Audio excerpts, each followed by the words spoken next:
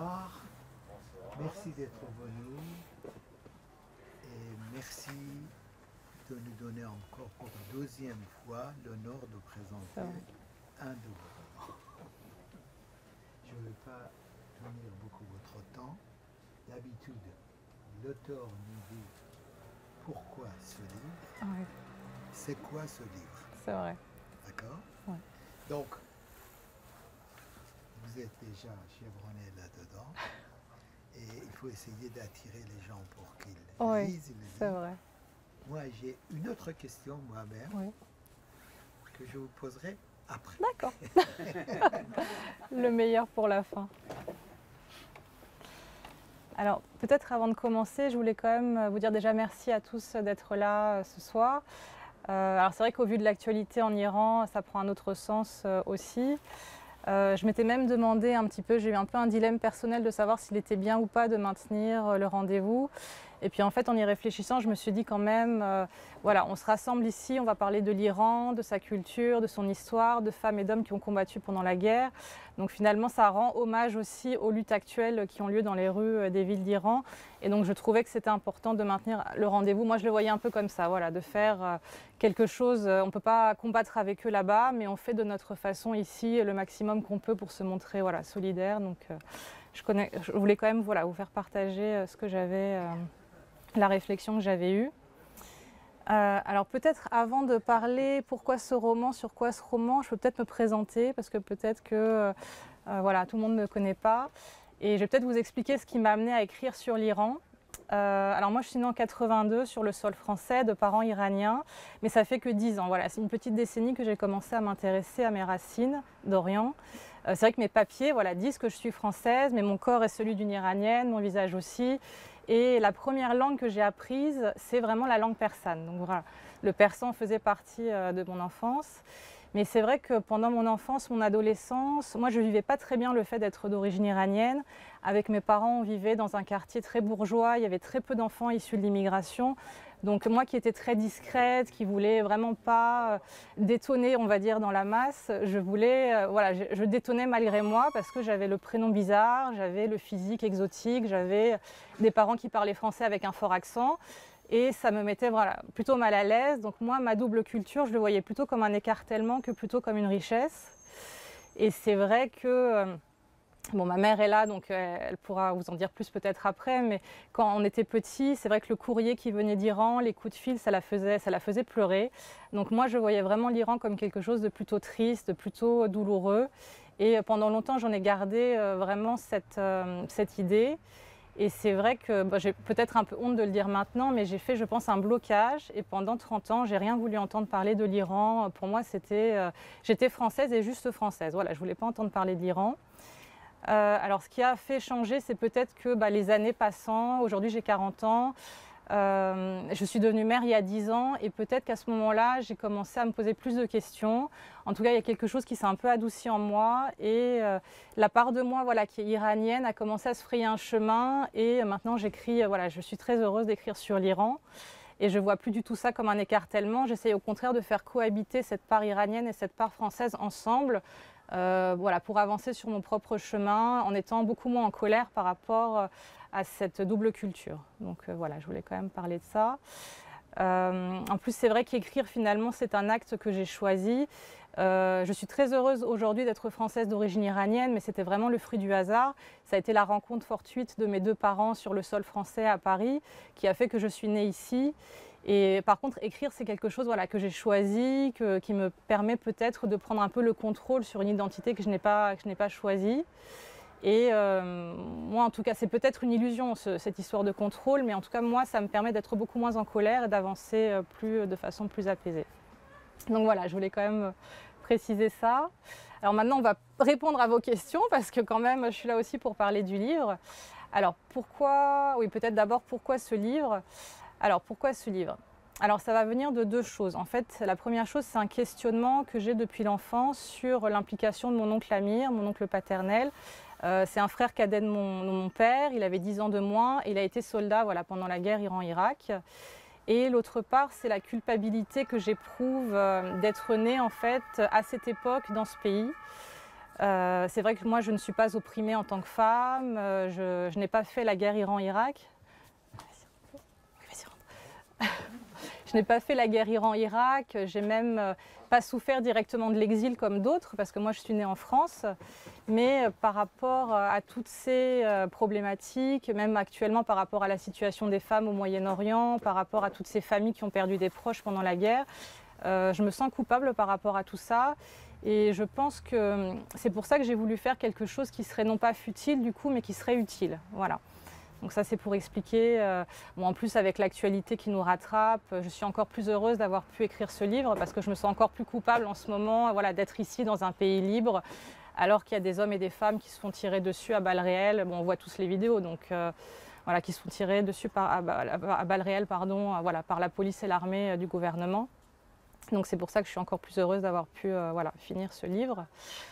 Pour en revenir à mon oncle Amir, en fait, il a servi voilà, en tant que soldat pendant la guerre Iran-Irak et il est revenu vivant, il est revenu sans trop de séquelles physiques, mais il avait quand même des séquelles psychologiques. Alors c'est vrai qu'il était vraiment adorable avec nous, il est resté vivre avec nous pendant 4 ans. Il est venu en 90, donc c'était 1 an après. En fait, la guerre s'est finie, il est retourné vivre chez mes grands-parents. Il n'arrivait pas en fait à se refaire à la vie quotidienne. En plus, il avait ce statut de martyr vivant, donc il devait être exhibé sur des estrades plusieurs fois par semaine, dans les manifestations obligatoires du régime, devant une foule bon, voilà, hystérique parce que beaucoup de gens avaient perdu des êtres voilà, pendant la guerre. Et il est exhibé voilà, comme ça plusieurs fois par semaine. Mon grand-père a réussi à l'époque à lui trouver un visa temporaire, mais ça lui a pris pas mal de temps parce que du fait de son statut de martyr vivant, c'était difficile de sortir du pays. Et bon, il a réussi à sortir du pays avec un visa temporaire et il est venu vivre chez nous voilà, en 1990. Donc à cette époque, moi j'avais 8 ans, mon frère 5. Et voilà, on allait avoir cet oncle chez nous qui avait fait la guerre. Donc bon, pour notre imaginaire d'enfant, c'était incroyable. C'était un simple soldat, mais nous on le voyait comme un héros, comme un général qui avait mené les troupes au combat. On avait cette image un petit peu fantastique de l'oncle voilà, qui fait des exploits incroyables. Et en plus, son vrai nom, tout le monde l'appelait Amir, mais en fait, il s'appelait Rostam. Donc là aussi, bon, c'était l'image du guerrier. Donc voilà, il est venu vivre chez nous, mais c'est vrai qu'on avait... Alors lui-même, il ne voulait pas parler de ce qu'il avait fait ou vu pendant la guerre, et nos parents nous avaient interdit, à mon frère et à moi, de lui poser des questions. Donc c'est vrai qu'on ne savait pas vraiment, on ne savait pas grand-chose. On ne savait pas grand-chose. La seule chose qu'on savait, c'était en fait, il avait une cicatrice comme ça au niveau du cou, et il nous la montrait lui-même en disant, voilà, la balle est passée par là, elle est ressortie par là. Et voilà, en fait, il n'y avait pas de morceau de balle qui était resté, aucun organe touché, donc il avait eu beaucoup de chance. Et ce qu'il nous disait aussi, c'est qu'il avait été sauvé par l'un de ses amis. En fait, il avait été laissé pour mort sur le champ de bataille. Et c'était un de ses amis qui était revenu faire le tri ce matin-là entre les morts et les vivants et qui avait pris un peu plus de temps pour vérifier en le reconnaissant si lui était mort ou pas. Il a vu qu'il respirait même faiblement et du coup, il l'avait emporté pour le mener dans la camionnette des vivants et non pas la camionnette des morts. Donc là aussi, il disait qu'il avait eu beaucoup de chance. Alors c'est vrai que c'était un oncle vraiment très gentil avec nous. Il avait 10 ans de moins que mon père, donc il faisait avec nous des choses différentes. C'était le tonton sympathique, voilà. Mais par contre, il pouvait se montrer par moments un petit peu mélancolique, un petit peu amorphe. Et on savait avec mon frère qu'à ces moments-là, il ne fallait pas trop lui parler. Il rentrait en fait un peu en lui-même. Il s'isolait en fait. Il s'isolait du monde et il ne voulait pas parler. Alors peut-être qu'en lui, il y avait aussi un petit peu de la culpabilité du survivant, ça je ne sais pas trop. Mais c'est vrai que bon, il ne voulait pas trop s'exposer et pas trop nous parler de ce qu'il avait fait pendant la guerre. Et il est parti 4 ans après, donc il est resté chez nous 4 ans. Il est parti en Hollande, ensuite il a fait sa vie là-bas. Il a eu une belle vie, enfin il est toujours en vie, donc il a une belle vie. Il a trouvé une femme avec qui il s'est marié, avec qui il a eu une fille. Mais c'est vrai qu'on n'est jamais revenu finalement sur tout ce qui, sur tous ces trous en fait, sur tous ces petits trous qu'on avait dans notre histoire. Et j'ai voulu quand même peut-être avec ce livre essayer de combler les trous que j'avais, comme je m'intéresse de plus en plus à toute l'histoire de l'Iran. Et en fait finalement quand on a un manque, il n'y a pas 36 solutions. Soit on a un manque et puis on vit avec, soit on a un manque et puis on va se dire bon, on va essayer de le combler. Donc moi j'ai plutôt essayé de le combler en lisant sur l'Iran, sur l'Irak, en essayant de m'instruire le plus possible. Et j'ai essayé avec ce livre du coup de tracer un chemin entre ma mémoire et la vraie histoire. Donc ça, c'est l'histoire de pourquoi ce roman, c'est... voilà. Et alors peut-être expliquer un petit peu, alors oui, sur quoi se porte le roman. Alors je vais peut-être pas trop en dévoiler pour donner justement envie de le lire, mais en fait, j'ai vraiment essayé de mêler, pour moi, mes deux cultures qui sont l'identité du coup maintenant française et l'identité iranienne. Et du coup, ça se passe un petit peu à Paris et beaucoup en Iran. Donc voilà, c'est quand même beaucoup en Iran et un petit peu à Paris. Donc ça va commencer dans une librairie du quartier latin. Et donc ça a du sens que la première présentation se fasse ici, parce que quand vous lirez le livre, bon, je nomme pas expressément le lieu, mais ça commencera ici. Donc voilà, vous rappellerez des souvenirs quand vous lirez le livre. Befar, bonjour. Et ensuite, on part dans les montagnes du Kurdistan, on part au niveau des tranchées voilà, irano-irakiennes dans les années 80, et ensuite, tout se révèle de nouveau à Paris. Alors, ce que je peux peut-être vous donner, ce n'est pas des détails précis dans le livre, mais peut-être des clés de lecture. Alors, ça va peut-être vous paraître bizarre, mais moi, quand j'ai écrit ce livre, je n'avais pas l'impression d'être complètement toute seule. Alors moi j'ai perdu mes grands-parents il y a quelques années, mais j'avais quand même l'impression d'être entourée comme ça un peu de fantômes bienveillants et d'être un peu portée par leur mémoire. Et même si mon oncle était maintenant loin et qu'il n'avait pas partagé avec nous toute son expérience, j'avais l'impression quand même d'être entourée. Donc peut-être que quand vous lirez le livre, vous aurez l'impression d'être un peu hantée aussi par ces fantômes. Donc fantômes de la mémoire personnelle, mais aussi fantômes de la mémoire collective persane. Bon, peut-être que ça peut expliquer certaines choses dans le livre. Alors en plus, c'est vrai que je ne pense pas beaucoup me tromper en disant que cette guerre a quand même détruit, anéanti toute une génération d'hommes et de jeunes garçons. Ça a aussi traumatisé plusieurs générations d'hommes et de femmes.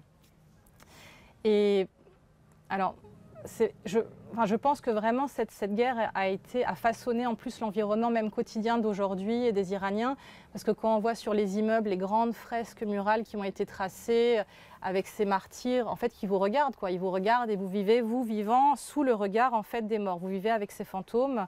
Il y a énormément de monuments aux morts, il y a énormément de rues qui ont été renommées au nom des martyrs. Encore aujourd'hui, donc plus de 35 ans après, il y a encore des gens qui ont une pension de la Fondation des Martyrs parce qu'ils ont perdu un père, un frère, un fils, quelqu'un.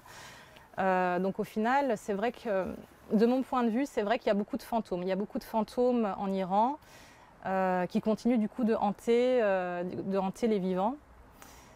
Voilà, ça c'était donc une des clés de l'explication de certaines choses dans le livre. Alors l'autre clé, c'est peut-être que quand vous lirez, vous aurez l'impression... j'ai disséminé en fait à certains endroits du livre des contes. Donc ce sont des histoires, des contes mythiques persans, des histoires pré-islamiques. Et moi je voyais ça un petit peu... Alors pour ceux qui connaissent la littérature persane, ça vous semblera un petit peu évident, mais pour ceux qui connaissent moins, c'est un format de narration qui est assez courant dans la littérature persane, c'est le format des histoires dans l'histoire. Donc on retrouve ça dans le Shahnameh de Ferdowsi, on retrouve ça dans le Golestan, on retrouve ça dans les Mille et une nuits par exemple, qui est beaucoup plus connu en Europe. C'est à certains moments du récit, on prend comme une inspiration et on se pose et on raconte des histoires qui se sont passées il y a très longtemps. Et je trouvais ça intéressant à plusieurs points de vue, parce que déjà ces gens-là vivent la guerre, donc sont un peu oppressés, recroquevillés, ils ont peur, ils ont du mal à respirer, et je trouvais que disséminer des contes à certains endroits, c'était comme reprendre la respiration, reprendre un petit peu un répit dans ces temps de conflit. Et je trouvais aussi que ce qui était intéressant, comme ce sont des contes très anciens, de se dire finalement, on fait partie d'une histoire qui a commencé il y a très longtemps, elle dure encore aujourd'hui et elle continuera même après notre mort. Donc on fait partie comme ça d'une grande histoire qui se transmet par oral. Alors c'est vrai que là, ils se transmettent les histoires par oral. Et ça également, je voulais mettre ça en avant parce que c'est vrai que pendant longtemps, en Iran, les gens étaient analphabètes. Donc là, depuis 30 ans, ça a beaucoup changé. Mais il y a encore, dans les années 80, on trouvait quand même beaucoup de gens illettrés. Mes propres grands-parents ne savaient, du côté de mon père, ils ne savaient ni lire ni écrire. Mais par exemple, mon grand-père paternel connaissait par cœur des extraits du Shahnameh. Donc il allait dans des ravechanés, dans des salons de thé.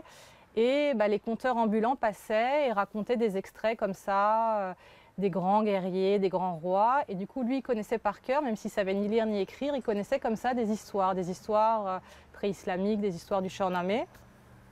Et je trouvais ça intéressant de refaire un peu hommage à cette transmission orale qui se fait de personne à personne, dans des endroits clés.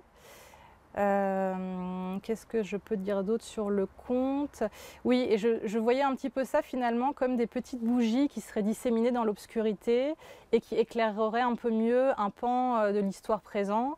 Et donc finalement se faire télescoper le passé, le présent, mélanger un petit peu le conte avec la réalité contemporaine. Donc je trouvais ça intéressant de voir ce que ça pouvait donner.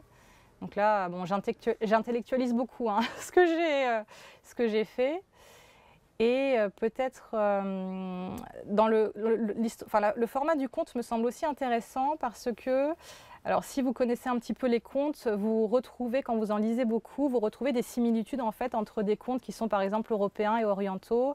Là, je pense très rapidement aux Mille et une nuits, la lampe magique d'Aladin. Voilà, on la frotte, il y a un génie qui sort, qui exauce des vœux.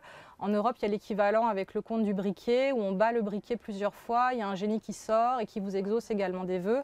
Donc quand on connaît les contes, on retrouve en écho, comme ça, des similitudes en fait. Là, par exemple, dans mon livre aussi, je vais parler beaucoup du simorgue. Donc, oui, du coup, je parle beaucoup du simorgue dans mon livre et on trouve l'équivalent également en Europe avec le phénix, voilà, l'être immortel qui renaît de ses cendres, qui a un peu le lien entre le monde spirituel, le monde matériel, qui va voguer entre le ciel et la terre. Donc voilà, je trouvais ça intéressant de le faire intervenir à différents moments du récit, qui essaie de guider un petit peu les personnages à différents moments. Et puis le conte a quelque chose d'universel, donc finalement il y avait quelque chose d'intéressant à utiliser cette forme de récit, parce qu'en temps de guerre, on va se concentrer sur ce qui nous différencie, alors que le conte nous rassemble en fait. Le conte va nous rassembler et il va transcender nos différences culturelles, religieuses et nous permettre de nous retrouver dans un cadre rassurant et commun. Donc c'est pour ça que je trouvais ça intéressant aussi d'utiliser voilà, le format du conte. Et puis peut-être dernière clé que je peux vous donner. Alors c'est vrai que moi j'ai commencé à écrire le livre il y a 3 ans, donc là l'actualité c'est vrai nous rattrape, mais bon, il faut savoir que quand même le corps globalement des femmes au Moyen-Orient, ça date pas d'hier qu'il est contraint. Enfin voilà. Et puis que ça soit dans le zoroastrisme, je ne me souviens plus très bien, mais que ça soit dans le christianisme, dans le judaïsme et dans l'islam, du coup, le corps des femmes a quand même souvent été un corps qu'il fallait cacher, qu'il fallait couvrir. Alors dans mes souvenirs, je sais que certaines de mes copines françaises de souche me disaient que leur grand-mère ne se baignait pas en bikini, hein. Enfin, elle se baignait quasiment tout habillée dans la mer, donc ça c'était quand même en France. Donc voilà, il y a quand même cette idée du corps de la femme qui est très contraint et ça va apparaître à différents moments du récit aussi dans mon livre. Et je trouvais intéressant aussi de dire que finalement, donc ce corps est considéré un peu comme une prison, mais c'était également du coup dans le corps de la femme que résidait la clé de sa liberté. Et à un moment donné, il y a un de mes personnages qui se révèle à elle-même. C'est un personnage un peu tragique qui toute sa vie a été vraiment le jouet des événements.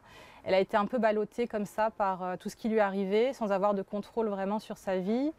Et elle se révèle à elle-même, elle trouve sa liberté par le biais de la danse. Et c'est finalement quand elle arrive vraiment à prendre possession de son corps qu'elle arrive à trouver sa liberté. Et je trouvais ça intéressant de dire que comme le corps de la femme est une prison, et ben dans son corps également, elle peut trouver sa liberté en l'habitant vraiment pleinement. Donc là aussi, je fais pas mal de références voilà, au corps de la femme. Après, j'ai l'impression que vous parlez de l'actualité là. Oui, tout à fait. Oui, ça résonne beaucoup avec l'actualité. Et bah, après, bon, c'est vrai que c'est pas nouveau en fait que le corps de la femme est contraint. Les Afghanes, là, ont retrouvé la burqa depuis quelques mois. Donc oui, c'est vrai que c'est. Mais en fait, ce que je me disais aussi, c'est que dans les religions, au final, le corps est quand même assez dévalorisé par rapport à l'esprit et à l'âme. En fait, on considère que le corps, c'est vraiment quelque chose comme un fardeau. On ne sait pas trop quoi en faire au mieux. Et puis au pire, bah, c'est un lieu sale en fait. Le corps, c'est un lieu sale, c'est le lieu de toutes les débauches, tous les vices, toutes les tentations. Et peut-être que, je ne sais pas, il faut peut-être que des théologiens se penchent un peu là-dessus pour essayer d'équilibrer un petit peu cette trinité entre le corps, l'esprit et l'âme, pour essayer de retrouver un équilibre et pas dévaloriser le corps autant, quoi. Ça, c'est vrai que même dans oui, le christianisme, le judaïsme, le corps, c'est quelque chose de sale, quoi. C'est quelque chose de sale. Donc voilà, j'ai essayé de vous donner quand même quelques clés pour essayer de comprendre voilà, le roman. Ouais, je crois que j'en dirai peut-être pas plus sur ça pour vous donner justement envie de le lire. Donc Voilà, j'espère que j'ai pas été trop longue, je sais pas trop.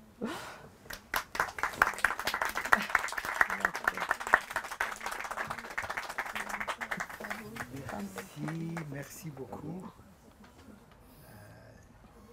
Aux portes du paradis, la sortie de l'enfer. Oui, mais on a eu c'est vrai. un petit aperçu, à mon avis, qui donne envie de le Ben, j'espère, oui, j'espère. Surtout, quand vous dites avec les événements, Ah oui, oui, vous bah aviez c'est... une idée ou une pensée de arrêter. Je dis non, justement. Ouais, On est au corps d'événements. c'est vrai. On vit à la fois l'enfer et le Tout paradis. à fait, oui, oui. Et dans les événements aussi, Oui, oui, c'est vrai. il y a le reste de C'est l'enfer vrai. et il y a le paradis qui s'oppose. C'est vrai, Donc, c'est vrai. ça, merci. Merci Merci à vous aussi. et merci pour le livre que j'ai lu avec beaucoup d'intérêt Oui. avant. Comme d'habitude, nous passons à peu près une demi-heure pour des observations, des questions et après un petit débat et après on passe à dédicacer les livres. Dédicacé, puis on a apporté un petit peu de vin aussi et des trucs à manger, donc si vous voulez après. Allez-y. Allez-y. Voilà. Merci beaucoup. Est-ce que vous êtes d'accord avec ce qu'ils ont fait déjà dans la guerre? Ou bien vous avez des questions critiques ce qu'ils ne voient pas? Par exemple, si on entend qu'on prend les enfants, prend mal d'enfants, enfin, Oui, oui, oui. des milliers, Oui. des centaines, Mm. qu'ils vont sans savoir, sans connaître le chemin. D'où on peut trouver la raison exacte pour, disons, une réponse logique et scientifique pour ces choses comme... Je pense qu'ils ont... Oui, Voilà. Alors, c'est vrai que ceux qui décident de la guerre sont rarement ceux qui vont au combat avec les soldats. Donc là, très clairement, on le voit à chaque fois, ce sont les gens décident pour les autres et puis ensuite envoient sur les champs de bataille voilà, les anonymes, voilà, tous les autres. Ceux qui vont souffrir de toute façon ne sont jamais ceux qui prennent les décisions. Donc ça, on le retrouve à chaque conflit. Ensuite, moi, ce que je pense, c'est qu'ils ont quand même beaucoup exacerbé le sentiment nationaliste quand même qu'ont les Iraniens. Ça, c'est le point de vue que j'ai d'une Française d'origine iranienne. En France, on a peut-être moins ce sentiment nationaliste, mais j'ai l'impression quand même qu'en Iran, les gens sont extrêmement attachés voilà, au territoire, à la terre, au pays, à la langue, à la culture. Ça s'explique de par son histoire, ça s'explique de différentes choses. Après, c'est peut-être aussi le fait d'avoir été souvent sous influence finalement étrangère. Là, j'étudie un petit peu le 19e siècle iranien et j'ai appris d'ailleurs que c'était quasiment tout le 19e siècle sous les Qadjars, c'est entre la domination britannique ou russe. Donc ça, je ne savais pas non plus. Donc peut-être toutes ces influences-là font que les jeunes les jeunes se sentaient appartenir à quelque chose de grand, de fort, et donc de défendre. En plus, quand on est jeune, on a quand même beaucoup d'idéaux. On n'a pas tellement peur, je pense, de mourir. D'ailleurs, on le voit aujourd'hui. Ceux qui vont au devant des balles, c'est ceux qui sont vraiment très jeunes. Donc, c'est sans doute, c'est peut-être dur ce que je dis, mais peut-être pour se sacrifier, c'est plus simple pour les jeunes parce qu'ils n'ont pas d'enfants, ils ont moins de responsabilités, on va dire, envers d'autres personnes. Après, il est très clair que ça a joué. J'ai lu des choses comme quoi, par exemple, c'était un petit peu un effet de groupe, c'est-à-dire qu'il y en avait un jeune qui se portait volontaire pour aller à la guerre, il revenait mort, voilà, et ensuite ça en incitait 15 autres en fait à partir dans la même classe. Enfin, c'est un effet aussi peut-être de groupe de se dire, bah voilà, lui il est mort en shahid, il est mort en martyr, moi je veux faire pareil pour mon pays. Enfin, c'est vrai que c'est quelque chose... Mais c'est vrai qu'en France, il n'y a pas vraiment cette culture effectivement du national. D'ailleurs, même en France, c'est un gros mot. Hein, on dit le Front National, c'est des choses voilà, qui sont très mal vues, voilà, plutôt mal vues. Alors qu'en Iran, non, être nationaliste, c'est beau. Enfin, c'est quelque chose de beau. Mais voilà, oui, tout à fait. Alors que c'est beau. Enfin, c'est beau quand même de se battre pour sa culture, son identité. Là, c'est le combat des Kurdes depuis des années. Hein. C'est quand même de vouloir garder leur langue. Alors que la Turquie, par exemple, leur interdit de parler leur propre langue. Enfin, c'est quand même des choses... voilà, c'est... Une deuxième question. Oui. Concernant la guerre Iran-Irak, Oui. comment se positionne la nouvelle génération? Alors, est-ce que ça leur parle ou est-ce que pour eux c'est un peu lointain et puis ils regardent vers l'avenir? Ça, c'est- Alors, c'est vrai que la jeunesse, enfin la population iranienne est plutôt jeune, donc la majorité de la population iranienne aujourd'hui n'a pas connu en fait directement cette guerre Iran-Irak. Donc c'est vrai que pour la majorité des gens, ça paraît lointain. Enfin, ça paraît lointain. Là, les gens vivent aujourd'hui. Aujourd'hui, la vie est dure. Hein, la vie est dure là-bas. On n'a pas de travail, ou qu'on en a un, il faut en avoir un autre. Peut-être même 3 travails dans la même journée pour pouvoir faire vivre sa famille. Donc les jeunes aujourd'hui, ils font des études, beaucoup font des études, ils ont envie de bien vivre, ils ont envie d'être ouverts sur le monde, ils ont envie... Donc non, la jeunesse d'aujourd'hui, non, je pense que la guerre Iran-Irak, pour eux, c'est vraiment quelque chose de derrière. Ça a traumatisé la génération de mon oncle, mais c'est pas la majorité en fait maintenant des Iraniens d'aujourd'hui, la majorité n'a pas connu. Hein. Donc, c'est un peu comme nous finalement avec les deux grandes guerres mondiales qu'il y a eu. Oui, 14, tout à fait, oui, oui. 39, Bien sûr. C'est vrai que il y a quelqu'un qui avait demandé la parole avant. Ah mince, il fallait vous... désolée. Moi, j'ai 2 questions assez rapides. C'est que ça n'a pas D'accord. été possible de voir, d'interroger votre oncle par rapport, vous avez dit que vous étiez obligé d'aller chercher dans les sources et tout. Mais Moi, j'ai pas osé. J'avoue que j'ai pas osé parce qu'à l'époque, ils voulaient vraiment pas en parler. Mes parents nous l'avaient interdit et c'est vrai que j'ai pas osé après, même après tant d'années. Lui, il a trouvé son équilibre, il a trouvé sa paix. Je me suis dit, est-ce que, même pour un livre, est-ce que je vais aller l'embêter? Est-ce que je vais aller lui poser des questions? Il n'est pas revenu vers moi volontairement, donc moi, je ne me sentais pas très à l'aise d'aller vraiment l'embêter, lui poser des questions par rapport à ça. Voilà, je ne me suis pas permise de retourner vers lui pour ça. Et la deuxième question, au portrait du paradis, le titre. Alors c'est vrai qu'on a pas mal hésité pour ce titre-là. Alors bon, très simplement, c'est vrai qu'on promettait le paradis à tous ces pauvres jeunes qui sont allés se faire exploser sur les champs de mines. Donc ça, c'était un hommage quand même à tous ces jeunes qui sont morts pour le pays. Après, c'est vrai que c'est un peu paradoxal parce que finalement c'est l'enfer. Enfin, c'est l'enfer cette guerre. Ça a duré très longtemps. Je crois que chaque année on disait que c'était la fin de la guerre et chaque année ça repartait pour une année. Il y a eu des offensives. Enfin, les différents gouvernements étaient soit offensifs, soit défensifs, mais ça s'arrêtait jamais. En plus, bon, c'était une guerre aussi contre les civils, donc finalement c'était une guerre assez horrible. En plus, finalement, toute la communauté internationale était du côté de l'Irak, pas du tout du côté de l'Iran, alors que c'était l'Irak qui avait quand même attaqué le premier, et qui en plus après a utilisé des armes chimiques. Enfin, c'est vrai que quand on regarde aujourd'hui avec nos yeux d'aujourd'hui, tout est choquant, mais il n'y avait pas la force, on va dire, des réseaux sociaux. Les médias allaient interviewer du côté de l'Irak. D'ailleurs, mon éditeur y était du côté de l'Irak. Donc on n'avait pas tellement d'informations finalement sur ce qui se passait du côté iranien en tout cas. Je crois qu'il y avait que... Oui, la Libye, je crois, était du côté de l'Iran, mais je crois que c'était quasiment le seul, officiellement en tout cas. Après, bon, les armes, de toute façon, ça arrivait un peu de tous les côtés. Mais... Allez-y. Pourquoi vous ne parlez pas beaucoup de Amir dans le Ah livre? oui. Ouais. Justement, comme c'était l'acteur principal Ouais. dans le livre, mais vous ne parlez pas trop. Ouais, c'est vrai.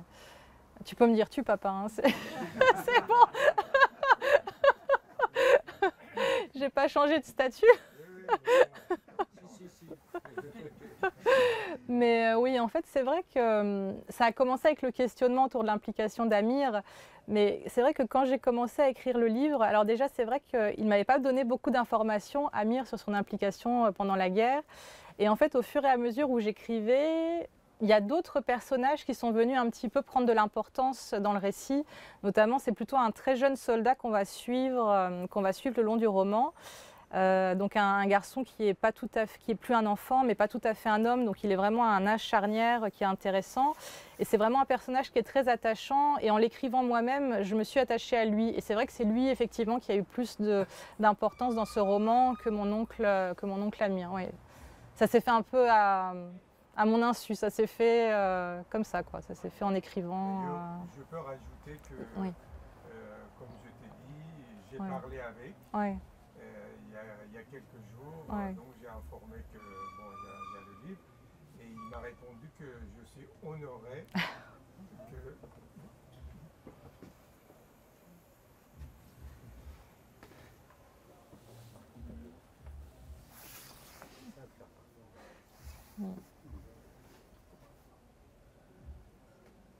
En tout cas, c'est très difficile d'écrire sur la plus grande tragédie humaine de la guerre.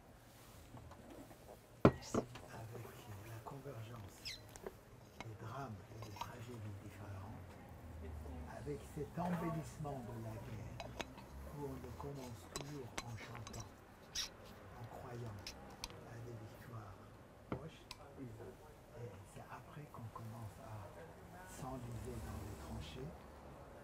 Les meilleures œuvres littéraires, grosso modo, sont faites sur la guerre. Que ce soit Tolstoï, que ce soit Le Voyage au bout de la nuit, c'est comme qualité de roman, je vous dis, c'est pas comme référence à l'auteur. C'est la logique littéraire.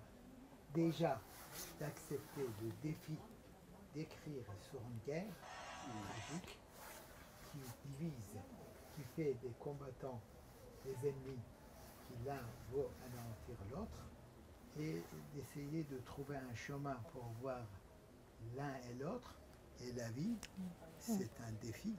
C'est vrai. Je vous félicite pour Merci, avoir passé le défi. Merci. Et au porte-paradis aussi, c'est justement cet optimisme béate. Je ne sais pas s'il faut être pacifiste que ça, quand c'est nécessaire de faire la guerre, il faut la faire. Mais toutes les guerres, on commence quand on ouvre les porte-paradis. Et quand vous comparez le nationalisme iranien Ouais. avec le nationalisme français, je ne suis pas d'accord. Ah oui. Il faut vivre les semaines qui a précédé la guerre de 14. Il faut vivre les chants des partisans. Oui, c'est vrai. Bien que c'est dans une autre pour voir que la France aussi a eu des guerres. Et ce n'est pas seulement vrai. des guerres avec l'étranger et le nationalisme. C'était des guerres à l'intérieur même qui étaient déchirants, qui ont laissé des traces. Oui, c'est vrai, entre régions. Le Oui, nationalisme, c'est un des phénomènes du 19e, 20e siècle. Je peux dire que le nationalisme iranien, d'une manière, se réfère à des histoires plus anciennes. oui. Mais cette référence à des histoires plus anciennes est mythifiée comme Seymour, comme Rostam, Ouais. tout ça. On ne regarde pas seulement l'aspect tragique de la guerre. Mais moi, j'ai lu le roman, ça m'a plu. Et le roman, comme elle dit, c'est un peu les fantômes. Il faut accepter de se promener dans les fantômes, des tranchées, comme cette image qu'elle a commencé sa présentation. On cherche, il y a un Majid, je crois, qui a un soldat qui est pris pour être tué. On est en train de préparer pour Oui, le c'est mettre vrai. Oui. dans les corbières qui passent. C'est vrai. Et non, il est vivant. Mm. Mais je reviens sur ma question à moi-même. Ouais. Dans ce livre, il y a à un moment donné, quelqu'un qui vient, c'est fiction.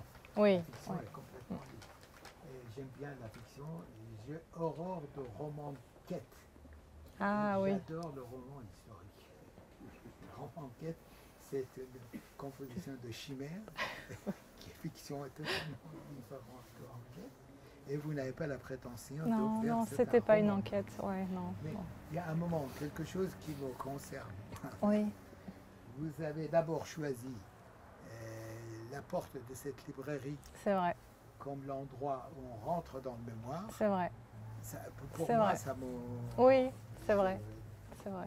Même je le trouve très élogieux pour cette Oui. librairie, pour ces livres. Que quelqu'un vient et que retrouve les passés, Oui. les traces de C'est la vrai. mémoire et que ça soit... C'est vrai. Et après, vous inventez un personnage Oui. là, C'est vrai. Inspiré quand docteur. même. Oui, mais. qui, bon. sur le champ de bataille, a essayé de...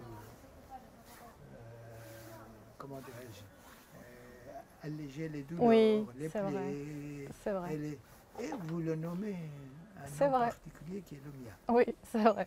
Quand vous m'avez donné le texte, Oui. je dis que c'est la fiction, je suis parfaitement Oui. d'accord. Mais quand même... Mais j'ai demandé l'autorisation quand même. Non, l'autorisation, c'est une chose, le pourquoi, c'est une autre chose. C'est vrai. Et je veux pas... Oui. Pour ce soir où il y a des gens qui Oui, viennent dans c'est vrai. ce livre avec C'est la vrai. mémoire de ces livres, j'aimerais bien vous dire deux mots pourquoi. D'accord. Très bien. Non, Oui. je suis honoré de ça. Oui. Rien du tout. L'idée même de faire de la librairie ou le lieu où on retrouve le mémoire, où on passe Ouais. les racines des gens différents qui viennent et se rencontrent, c'est Ouais. vraiment une des meilleures éloges que je peux trouver pour ce lieu. Ah bah oui, pour moi c'était Et- ce... Oui, Et donc, pourquoi, oui, pourquoi? ce personnage Ouais. avec ce nom? C'est vrai. Le personnage Bah, n'a rien, c'est fiction, hein, ça n'a rien. Bah Mais- si, en fait, c'est vous qui m'avez inspiré ce personnage-là. Parce que c'est vrai que la première fois que je suis venue ici, alors déjà, moi, j'ai été impressionnée par le lieu. Parce que c'est vrai que j'aime beaucoup lire. Donc voir un endroit comme ça où il y a des livres du sol au plafond, enfin c'est... Voilà, pour moi, c'était vraiment le paradis. Quand je suis rentrée la première fois, c'était il y a 4 ans, je crois.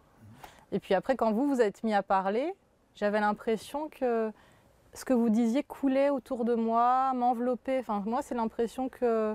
Et c'est pour ça que je me suis inspirée de vous pour créer voilà, le personnage du docteur. Alors c'est vrai que vous n'êtes pas docteur, mais moi, je voyais quand même, il distribue les livres pour essayer de guérir l'attente, l'anxiété qu'ont toutes ces personnes qui attendent entre deux conflits. Et c'est vrai que bon, l'idée des livres comme pansement, comme médicament, comme moyen de guérir, c'est pas nouveau, mais je voulais quand même insister sur ça. Et après, c'est vrai que vous, votre façon de parler, moi en tout cas, me donnait l'impression de couler et que je pouvais pas, en fait, quand vous parlez, moi je peux pas fermer mes oreilles et dire j'entends pas. Enfin, je sais pas comment bien l'expliquer, mais je peux pas fermer mes oreilles, donc c'est pour ça que vous m'avez inspiré effectivement le personnage du docteur qui est très respecté sur le camp, qui se porte volontaire pour partir avec ses jeunes alors qu'il pourrait être réformé. Enfin voilà, quelqu'un qui veut participer à l'effort de guerre, mais pas en distribuant du coup les munitions, mais en distribuant plutôt les livres pour essayer d'améliorer la situation, même en enfer, disons. Voilà. En tout cas, j'en suis honoré et je vous remercie pour l'éloge que vous faites au métier de libraire. Aussi, oui, c'est vrai. Alors, est-ce qu'il y a encore d'autres observations, d'autres questions? Non? Merci beaucoup, madame. Merci à vous, vraiment merci. À bientôt. Merci, Merci. merci, Ah ouais, ça, la matière, Merci beaucoup. merci. à tout le monde. Merci. Merci. d'être venu. Merci. Merci.